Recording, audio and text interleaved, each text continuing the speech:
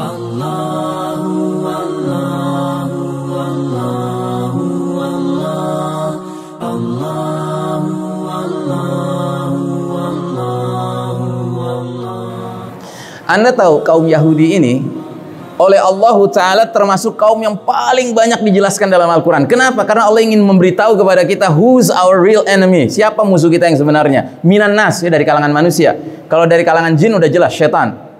Inna syaitana lakum aduwan fattakhidhuhu aduwa. Sesungguhnya syaitan bagi kalian adalah musuh, perlakukanlah dia sebagai musuh.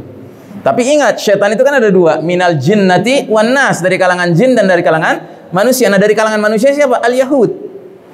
Gitu. Allah takdirkan Yahudi ini menjadi musuh kita. Makanya ketika kita sholat, yang kita minta di samping siratal ladzina an'amta alaihim, kita tegaskan ghairil maghdubi alaihim waladdallin.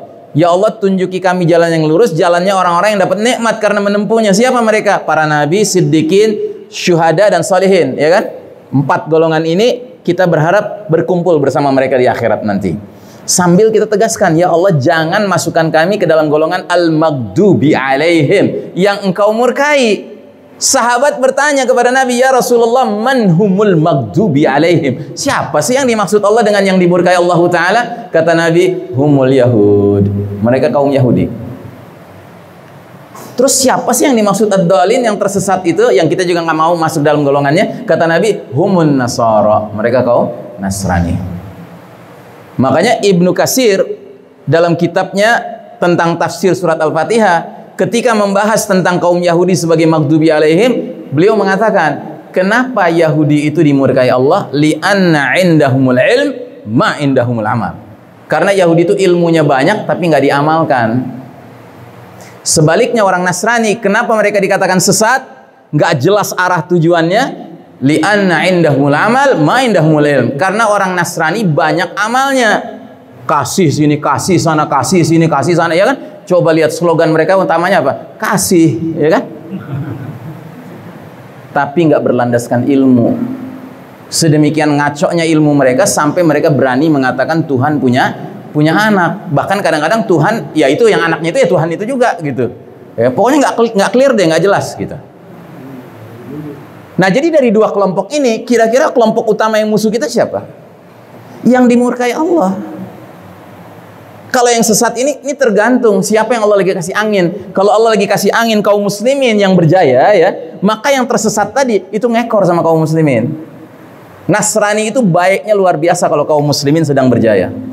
Dia baik sekali sama kita. Tapi begitu Yahudi yang berjaya, kaum Nasrani kemana berpihaknya? Ke Yahudi. Gitu. Karena mereka sesat, gitu loh, nggak jelas arah, gitu. Tergantung siapa yang lagi berpengaruh. Gitu. Nah, sekarang yang lagi berpengaruh siapa di dunia? Al-Yahud. Makanya wajar Nasoronya berpihak ke Yahudi. Nah, jadi saudaraku rahimakumullah, PBB ini diciptakan, dibentuk, dibikin, dibidani oleh kaum Yahudi. Tapi Yahudinya nggak berperan langsung di situ. Karena Allah terangkan dalam surat Al-Hasyr bahwa ciri khas kaum Yahudi itu apa? La yuqatilunakum jami'an illa fi quran muhassanatin aw min wara'i judur. Orang-orang Yahudi itu nggak akan memerangi kalian serentak, terang-terangan, directly gitu, face to face, kecuali di balik benteng-benteng yang kokoh atau di balik tembok-tembok gitu. Jadi ciri khasnya Yahudi adalah pakai pihak lain untuk memusuhi umat Islam. Merekanya sendiri maunya di belakang layar gitu. Nah, layarnya apa? Temboknya apa? Benteng yang kokohnya apa? Bisa berupa PBB, bisa berupa Amerika Serikat, bisa berupa IMF, bisa berupa World Bank, ya kan? Pendek kata macam-macam. Mereka jadikan ini mereka, tembok pelindung mereka menghadapi kita. Coba lihat kalau sudah Yahudi perang langsung dengan kaum muslimin, lihatlah kasus di Palestina.